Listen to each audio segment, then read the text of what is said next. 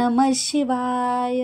हरितालिका व्रत भाद्रपद महिन्याच्या शुक्ल पक्षाच्या तृतीयेला केले जाते, म्हणजेच गणेश चतुर्थीच्या आदल्या दिवशी हे व्रत केले जाते। या वर्षी आपल्या मंगळवारी 26 ऑगस्ट 2025 ला हे हरितालिका व्रत आले आहे। वटसावित्रीची पौर्णिमा, मंगळागौर, हरितालिका ही महाराष्ट्रातील स्त्रियांसाठी अतिशय महत्त्वाचे व्रत आहे। यात हरितालिका व्रताचे खास असे वैशिष्ट्य असतात। या व्रताची देवता शिव आणि पार्वती असतात। पूर्वजन्मी सती पार्वतीने शंकराला वरले होते। तिचा पिता दक्ष प्रजापती यांनी एकदा यज्ञात शंकराचा अपमान केला।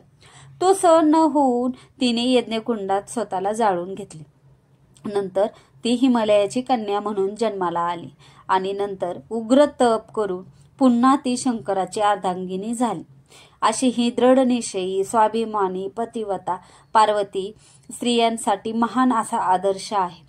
म्हणून तिची पूजा करून तिच्यापाशी पतीला उदंड आयुष्य लागो, त्यांचे आरोग्य यासाठी आपल्याला मागायचं असतं आणि स्वतःचे सौभाग्य अखंड राखण्यासाठी तिची प्रार्थना करायची असते।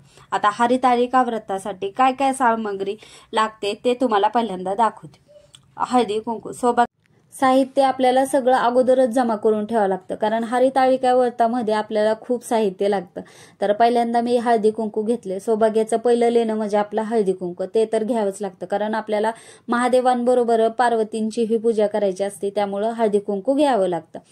त्यानंतर दिवे घेतले आहे। कुठलीही पूजा आपण दिव्याच्या साक्षीनं करतो। आता मी समयाही घेणार आहे आणि दिवेही घेतले आहे। पंचामृत घेतलं आहे, पाणी घेतलं आहे। त्यानंतर मग सखी पार्वतीच्या मूर्त्या।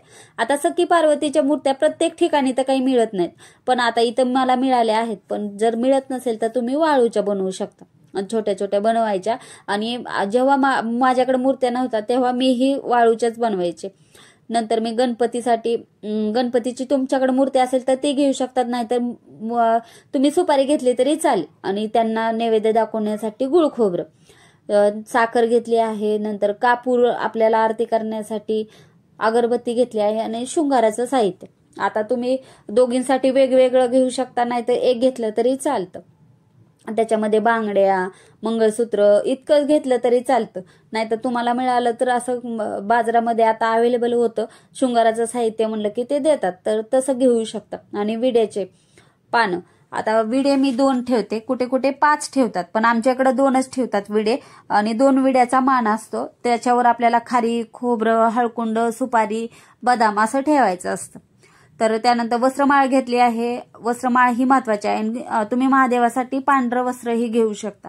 आणि हरितालिकाचं हे पुस्तक आहे हरितालिकेचं, तर हे पुस्तक आता तुम्हाला मिळालं तर तुम्ही घेऊ शकता। याच्यामध्ये कहाणी आहे। जर तुम्हाला हे पुस्तक नाही मिळालं ना तर तुम्ही युट्यूबलाही लावू शकता।